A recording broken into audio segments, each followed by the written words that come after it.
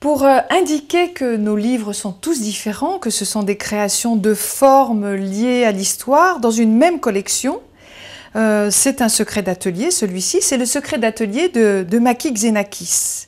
Maki fait des sculptures comme celle-ci, qui sont des tatas, en fait.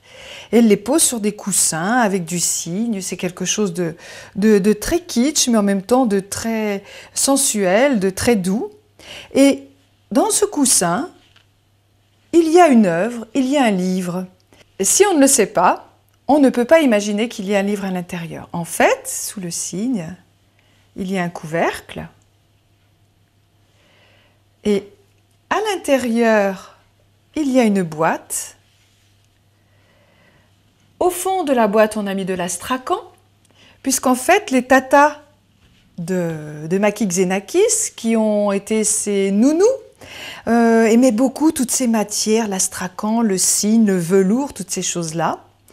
Et dans ce petit livre qui est à l'intérieur de cette œuvre donc, de Maki Xenakis, elle parle de l'importance de sa rencontre avec Louise Bourgeois, elle parle de son père, Xenakis, le musicien, de sa mère, Françoise Xenakis, la romancière, et elle évoque sa solitude d'enfant, pendant que ses parents étaient des artistes très connus, et comment elle a été élevée par ces deux tatas qui se sont occupées d'elle, et elle parle de cette solitude d'artiste qu'elle a vécue, d'enfant, qui est devenue après la source de sa nourriture artistique.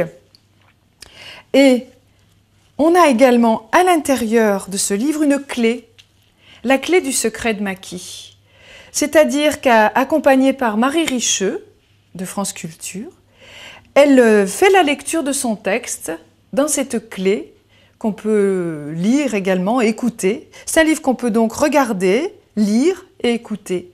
Tout cela à l'intérieur d'une petite pochette cachée dans une œuvre de Maki Xenakis.